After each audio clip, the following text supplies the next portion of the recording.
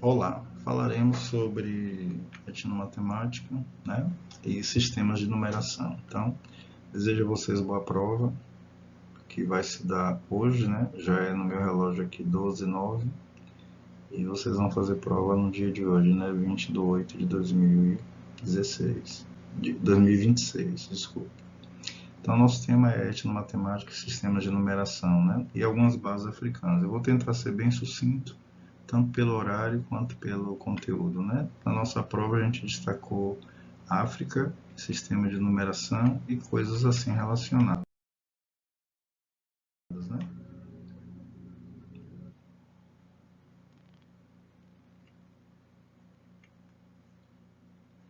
Temos aí sistema de numeração, geometria, jogos tradicionais africanos e tecnologias de cálculo, que já vai convergir um pouquinho para calculadoras, né? Que vai ser um pouquinho mais adiante, embora esse conteúdo não caia na prova. Bem, o que é etnomatemática? Desde o início do ano vimos que o matemático Biratan de Ambrosio, já falecido, né, em 2021, 2020 mais ou menos, define, né, que essa área de etno ela tem o prefixo grego que designa grupo, né, cultural, e matema, né, com o conhecer, né, e o finalzinho tecne de tica, né, da palavra matemática, que vem de técnica. Então é a técnica de aprender, né, através das culturas como a matemática se processa. A matemática, então, é uma construção humana, né, universal. Ela não é fruto de nenhum povo específico, mas de povos, né, de todas as culturas. Temos aí os conceitos de número, numeral e algarismo, que já falamos em sala. Número é a ideia, né, abstrata de quantidade. Numeral é uma representação escrita, falada ou desenhada. Já algarismo é o símbolo estritamente matemático, do 0 ao 9, criado por hindus e árabes. Exemplo, 347. Esse número, que a gente vai chamar de número, né? Mas é um numeral, ele é composto por três algarismos, o 3, o 4 e o 7. Né? O 7 na posição de unidade, o 4 na posição de dezena e o 3 na posição de centena. Então temos 3 centenas, 4 dezenas e 7 unidades, o que totaliza 347.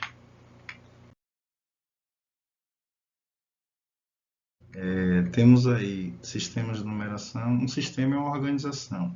Então, a humanidade que escolheu contar de 10 em 10, ela também, em algumas situações, conta de 2 em 2, de 8 em 8, e assim por diante, conforme a gente falou em sala.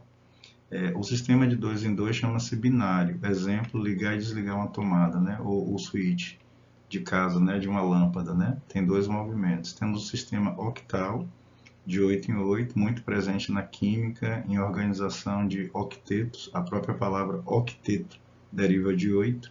Então, qualquer agrupamento de 8, a gente tem o prefixo grego oct, como octógono, né? Naquela região do MMA, aquele espaço de luta, que chama-se octógono, que é o mesmo nome do polígono, né? Octógono. Então, 8. Tem agrupamentos de 10 em 10, que é o que a gente mais usa, o decimal, agrupamentos de 12 em 12, né, que é o duodecimal, a gente falou em sala, por exemplo, ovos, meses do ano, né, o próprio dia, né, que ele é composto de dois períodos, dia e noite, e a gente divide esse 24 por 2, o que totaliza 12, gerando meio-dia, né, ou 12. Então, 12 também é muito usado e está presente no calendário, né, gregoriano. Temos 12 meses de janeiro a dezembro. Temos também um sistema de 16 em 16, em alguns sistemas de criptografia, em algumas paletas também que se utiliza de cores, como o padrão Pantone ou o RGB, né?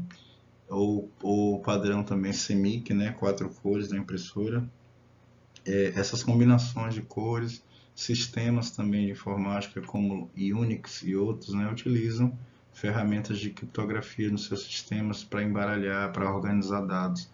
E como esses dados são muito grandes, você usa uma base maior, né, para acondicioná-los. Contar de 10 em 10 é muito bom na prática, mas com determinadas quantidades utiliza-se a base 2 mesclada com a base 8 mesclada com a base 16, né, que é o sistema hexadecimal. Utilizando então 10 algarismos do 0 ao 9 e mais 6 letras do A ao F, onde o A vai valer 10 e consequentemente o F valerá 15. E a gente pode destacar que alguns sistemas também, além do 16, é o vigesimal, né? Que a gente falou em sala sobre os povos iorubás. Temos ali, por exemplo, Togo, Costa do Marfim, Nigéria, né? E Gana. E você tem na língua iorubá, que a gente falou em sala, por exemplo, a palavra Ogum. Como é uma língua tonal, né? Você pode, como a gente fala Ma num tom só, então Ma subindo, né? Igual o chinês, né? O mandarim. Então, no Yorubá o mesmo ocorre. Ogum pode significar, na língua Yorubá, o número 20 ou o elemento ferro. E o número 20, a forma de contar Yorubá é muito interessante porque eles usavam 20, né?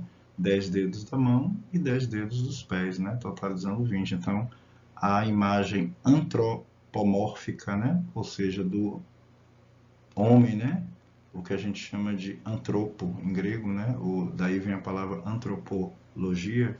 Antropo, o homem significando a criação, seja ele homem ou mulher. Geralmente, os humanos que não têm nenhum defeito congênito têm geralmente 10 dedos nas mãos e 10 nos pés, o que totaliza 20. E esse somatório também foi usado para uma base de contagem. Inclusive, é um dos sistemas mais sofisticados, né? Que é o sistema Yorubá. E na sala a gente deu o exemplo da palavra Katevan, em parler, em francês, né? Que significa 80, 4 vezes 20. Então, essa forma de chegar a 80 é muito típico da língua iorubá no contexto de número que a gente falou em sala. Temos ainda o sistema sexagesimal, ou seja, agrupar coisas de 60 em 60 que vem dos sumérios, e o sistema centesimal que a gente usa em algumas situações, como na medida angular, chamada grado, e também quando a gente trabalha com porcentagem, que a gente diz que 1 é igual a 100%. Então, a gente está utilizando o fator 100. Né? E ele aparece também nas medidas, como centímetro, né? Centésimo, né? E assim por diante. Então, a gente usa geralmente essas bases aí, né? As principais.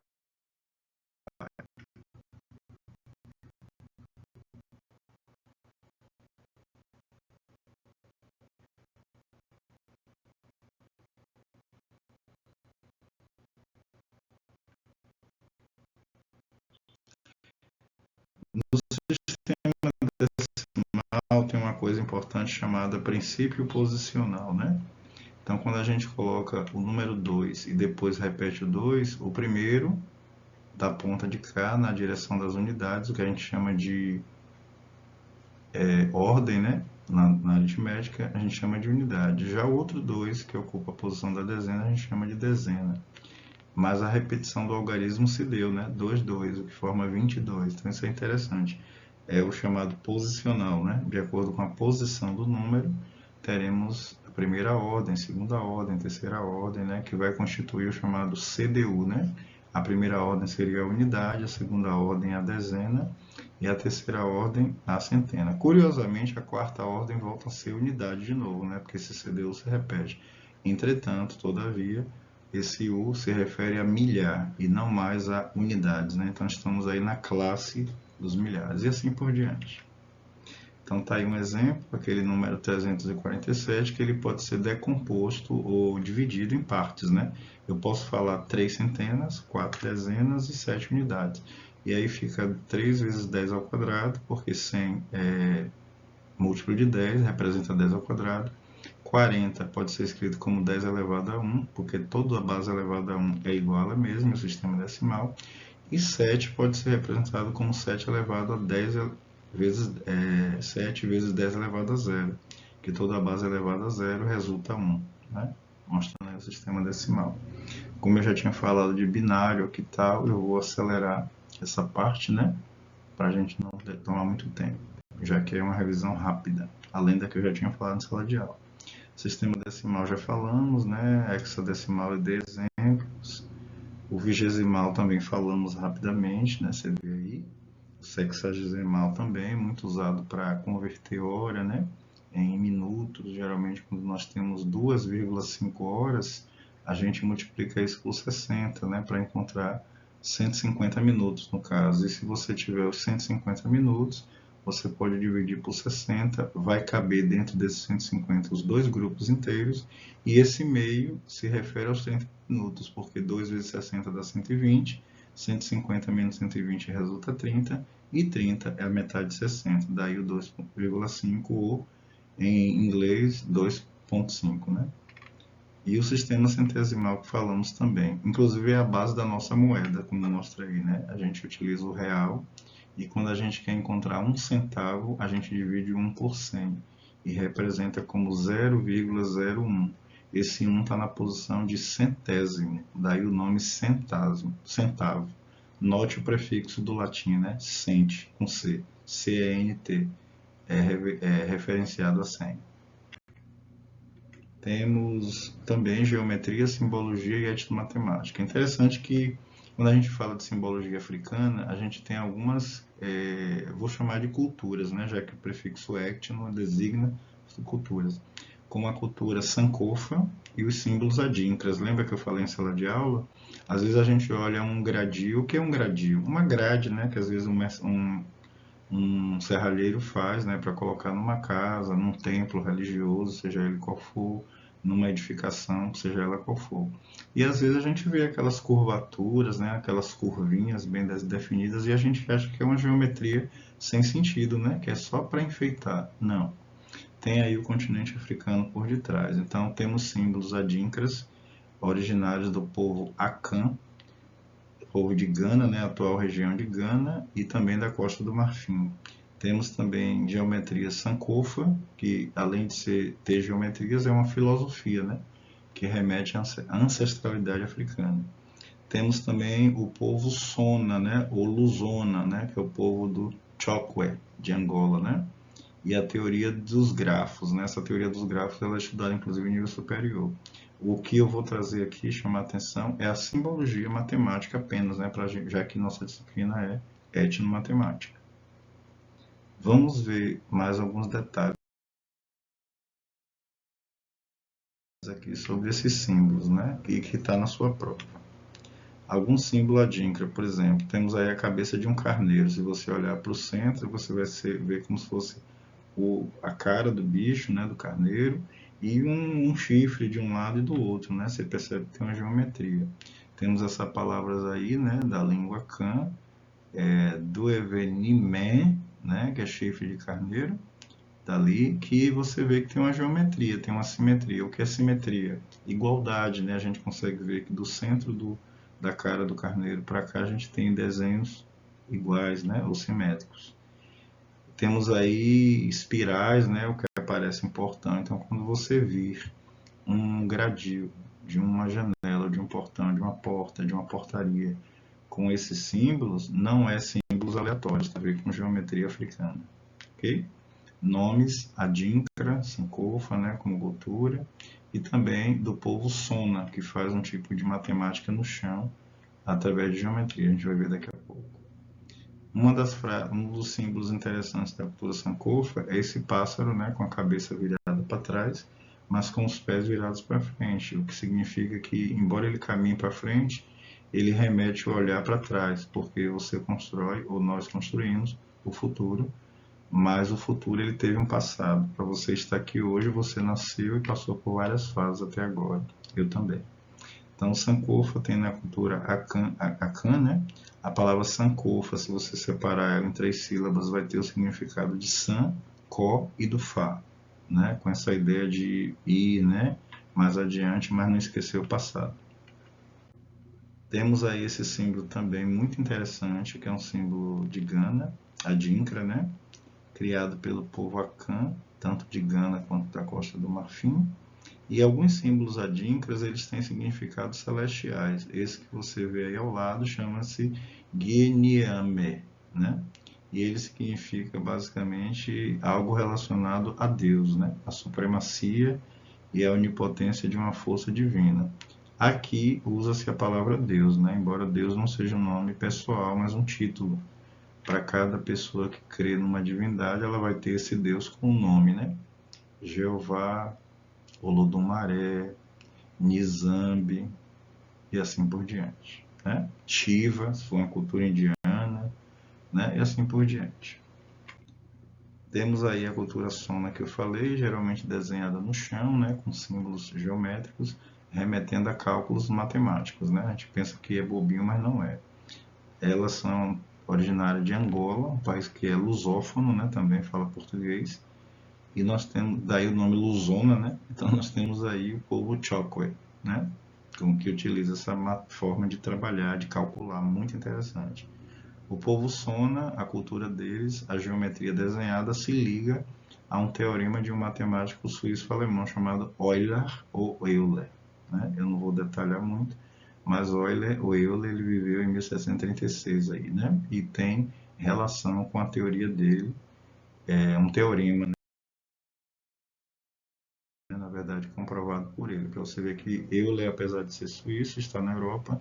O trabalho dele remete a algo muito mais antigo que ele, do continente africano, que é essa cultura sona que eu falei de geometrias no chão, desenhado geralmente no chão, o que remete à palavra ábaco também, né? Porque nós temos ábaco de abax, do grego, e a gente tem o chão como superfície de representação.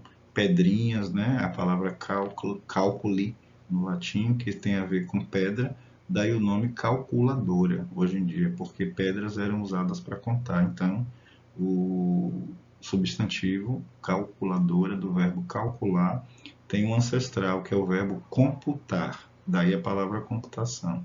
Pensou em computador? Não está errado, mas a palavra ancestral, computação, quer dizer contar e não computador. Olha a matemática como é linda, né?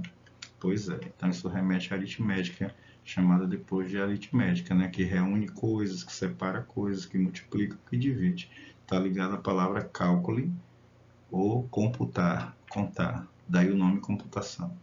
Daí o nome ábaco também, né? Que é o que registra esses cálculos. Jogos tradicionais e operações. No continente africano nós temos o Mancala, que é uma família de jogos, né? Aí tem os três citações aí. Utiliza o quê? Sementes, né? Para colocar ali e demarcar quantidades. Depois nós temos os ábacos também orientais, como o Suampan, Soroban, né? O ábaco brasileiro, o ábaco romano, o ábaco nórdico, o ábaco russo chamado Shot, e o ábaco grego ali de salamina, né, que era utilizado também pedras de mármore e outros objetos para representar quantidades. E a origem do zero, né, que tem a ver com Brahmagupta, né, que é o indiano que dá origem ao zero, embora os astecas utilizassem também, conforme a gente vai ver, uma concha, né, para colocar ali no lugar do que não se tinha nada, né, daí o zero. Então, Mancala, as palavras aí Aiô, Oare e Baal, né, designam isso aí. Temos a mecânica de calcular, a mecânica da semeadura, né, utilizando sementes, e a gente vê aí na foto um desenho do jogo Mancala. Depois a gente pode aprofundar isso em sala de aula para a gente ver como calcular, como utilizar. Ok? O foco aqui é uma revisão rápida. Temos aí dois jogos também, dois ábacos também, o Sonpan e o Soroban. As características do Soroban que a gente discutiu na primeira unidade são muito interessantes, porque o Soroban ele é japonês e ele tem uma haste em cima, conforme essa mão demonstra aí, uma haste no meio, desculpa, três hastes, né? A superior e a inferior, designando o céu e o espaço terra, né? E você tem na cultura japonesa uma conta em cima que vale sempre 5, a depender da posição, 5 unidades, 5 dezenas, assim por diante. Embaixo, 4. Quando a gente sobe essas contas, ou em japonês, Godan, a gente tem aí a marcação das quantidades. E ao lado esquerdo nós temos aí o Suampan, que gerou o Soroban. O Suampan chinês, ele tem duas contas em cima e 5 embaixo. Também sistema decimal, todos dois. Temos aí, passei rápido, mas teríamos ainda o ábaco brasileiro, né, aberto e fechado. E temos aí um ábaco que foi prova do Enem, né, que é o ábaco do povo quipo, que você vê aí essas cordas, né, marcando aí quantidades, né. Parece que é só um trabalho de artesanato, mas não é. É um ábaco utilizando cordas, né. Isso está ligado à cultura inca, né, que dominou ali onde hoje a gente chama de México, Canadá, Estados Unidos, né, que era a Mesoamérica, né, a região de três impérios poderosos, Incas, Astecas e Maias, né, dizimados ao longo do tempo pelos europeus, né, que aqui, entre aspas, chamados conquistadores, né, dizimou o império, com doença, com roubo, com um monte de coisa. Enfim, o que nos interessa é o lado, nesse momento, matemático, e esse sistema de contagem, utilizando o ábaco quipo, ou do povo quipo, ele também é decimal. caiu na prova do Enem. Inclusive foi essa foto aí, aproximadamente caiu na foto do Enem, tá vendo? Cada nozinho que é dado, ele vai repercutir uma quantidade múltipla de 10, né? Então você vai separar aí os nós com espaços, então uma camada representa uma coisa, outra camada outra, assim por diante. Temos aí também multiplicação de base binária, eu não vou enfatizar isso, que a gente não trabalhou isso em sala nem cai na prova. Mas existe multiplicação de números binários. Os números binários eles são representados pelos dois algarismos, 0 e 1. Né? A gente vai ver isso aprofundado em sala. Não cai na prova. Tecnologias de cálculo, a gente utiliza calculadoras atualmente eletrônicas, né, principalmente de algumas décadas para cá. Tem algumas teclas que a gente vai aprender a usar em sala de aula, como a tecla AC, CE e C, né, que elas vêm da língua inglesa, né, vale lembrar isso, e o AC quer dizer all clean, limpa tudo, né. Já o CE quer dizer clean entry, então ele vai apagar a primeira numeração. A gente vai fazer isso na prática em sala, né? Às vezes a gente precisa apagar somente um número e manter um outro. Por exemplo, na soma, 37 mais 29. Às vezes a gente errou o 29, não era 29, era 39, mas a gente não quer apagar o 27. Então a gente vai usar essa tecla CE fazendo na prática em sala de aula. E temos a tecla C, né, que é clear, né? Ela cancela a operação daquele momento ali. Temos na calculadora também a tecla M+, ou Memory Plus, do inglês, né, memória positiva, e Memory Minus, né, a negativa. E o MRC, que significa Memory Recall, chamar o que está na memória. A gente usa isso aí para acumular valores e depois para chamar. A gente vai fazer uma oficina na sala que a gente pode simular quando você vai ao supermercado. Você não quer usar o mais, então você usa o M, né, para acumular os preços e o MR para chamar esse somatório.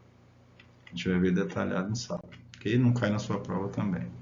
Temos a tecla GT, Grand Total, e MU, que é o Markup, que serve para calcular uma base aí de lucro, né? A gente vai ver isso também. Usando a memória da calculadora, eu não vou enfatizar isso, que não cai na prova. E aqui vai descambar para álgebra e aritmética, relembrando as operações, as propriedades né, das contas, a comutativa, a distributiva, a elemento neutro e a associativa. Coisas que aparecem nas contas e que a gente utiliza, né, em algumas contas, como adição. Temos aí a potenciação e a radiciação, temos expressões utilizando não só números agora, mas letras, né, que a gente chama de álgebra, do árabe al-Habar, que tem a ver com o nome do matemático Ibn Musa Mohammed al-Khwarazmi ou al-Kharizmi, né? Então, esse al-Habar em árabe tem a ver com restaurar e também o sentido de transpor, de transportar, né? E essa ideia de usar uma igualdade intercalando um lado e outro e mudar a variável para um lado, para o outro, trocando símbolo, conta essa ideia de fazer isso que vem do persa, né? Passando pelo árabe e chegando a nós, é o que foi chamado depois na tradução para o português de álgebra, mas é do árabe. Temos aí como resolver equações, também não está na sua prova, e tem aí um pouquinho da origem da palavra árabe que eu mencionei. Na sala de aula a gente destaca umas coisas. Tem uma frase em árabe que diz assim: buscai o conhecimento do berço ao túmulo, né? Então a gente está sempre aprendendo, né? E esse aí é um cronogramazinho desse curso, né? Mas o foco está aqui no final, que é aquele pássaro da cultura Akan, né? Da cultura Sankofa, que foi mencionado. Repare que tem um pássaro, ele está com um ovinho, né, na boca e carregando, o que significa carregar o conhecimento.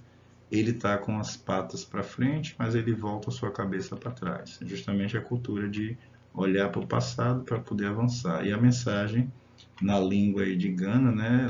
Gana fala mais de 70, né? Temos o Ti, que é uma forma de comunicação entre eles, o Ti, oficialmente colonizados também pela Inglaterra, então eles speak English, né, falam inglês. E em Akan se diz aí o seguinte: se vou fi na vossa kofa ayenki, significando não é errado voltar e buscar aquilo que se esqueceu. Justamente o pássaro, o ideograma, o pictograma, a figura do pássaro com o ovo designa isso, né? Carrega conhecimento mas esse conhecimento mira para frente, porque sempre se anda para frente, mas não se esquece do que está atrás, que é a bagagem carregada para se avançar. Em linhas gerais, mais ou menos isso. Temos aí o provérbio Akan Sankofa, que diz assim, junto com a filosofia Ubuntu ou Ubuntu, que diz assim, eu sou porque nós somos, ou seja, uma pessoa ela não pode dizer que ela é sozinha, né, no mundo, ela é porque o grupo também tem que ser. Então, quando ela cresce, o grupo também cresce, né? Essa é uma forma de ideia africana de filosofia ancestral, que era passada pelos griots, né? Griots ou griettes, né? São mulheres ou homens que, através da fala e muitas vezes do sentar em círculo, sentar em roda, passa a sua ancestralidade, o seu conhecimento para os novos, né? E esses novos, quando vão passando para os outros. Então é uma cultura. E esses mestres do saber têm um nome técnico, griots, né? E aí foram as referências que eu utilizei para construir esse trabalho, né? Junto com a ajuda da IA, né? Claro. Vamos comentar isso. Temos aí uma bibliografia muito boa. E destacar aqui o matemático Biratan de Ambrosio, né? Porque a disciplina etnomatemática nasce por conta do trabalho dele. Ele, embora não se encontre mais entre nós, mas o trabalho dele, ao andar por África, em vários países, e perceber a matemática dentro de Marrocos, do Egito, de Togo, de Gana, né? de Uganda, de RDC, República Democrática do Congo, Suazilândia, né, e outros países que ele andou muito, ele percebeu que existe uma matemática ali que não é aquela dos livros que trazem nomes de matemáticos só europeus, né, como o D'Alembert, o francês, como o Moaf, outro francês, como Euler, né, e parece que só essas pessoas têm o conhecimento, né, então o Bertrand de Ambrosio é um grande matemático, um doutor na área. Ele tem um trabalho e livros e publicações mostrando o que a gente está aprendendo com ele, participando, compartilhando com vocês, né? Um pouquinho dessa matemática que vocês talvez não sabiam que existiam, né? Que um símbolo Sankofa, que um símbolo Adinkra, ele carrega matemática também, ele carrega outros valores. Eu estou a destacar aquilo que me é pertinente, a matemática, mas um outro colega de uma outra área pode destacar outros valores que esses símbolos também carregam, que não só são valores matemáticos, né? Então, o trabalho do De Ambrosio, do Dr. De Ambrosio, é muito importante, porque a gente começa a ver o mundo de uma outra forma, né? Não fica olhando só para um lugar, como se esse lugar no espaço geográfico fosse o detentor do saber e do conhecimento universal. Não, todas as culturas participam de uma forma ou de outra, e o trabalho da etnomatemática é esse, percolar pelas culturas e te mostrar como a matemática adentra essas culturas, como ela participa, seja num mancala jogando com semente, seja num ábaco Swampan chinês, né, materializando ali uma conta de somar, por exemplo, de subtrair ou multiplicar como queira, e também passando pelo Brasil, né, com o nosso ábaco que a gente utiliza para fazer marcações. Tudo isso é matemática. A matemática está envolta, né, em tudo que a gente faz, na cozinha, no supermercado, e isso não está só no Brasil, está em todos os países. Então a etnomatemática tem esse papel, ok? Então fica por aqui essa revisão de quase meia hora, rápida, mas para não passar em branco, né? E que vocês possam utilizá-la para também dar uma olhadinha nela, né, antes da prova e ser bem sucedido ou bem sucedido. Obrigado, até a próxima, se Deus assim permitir, o Pai Maior, né?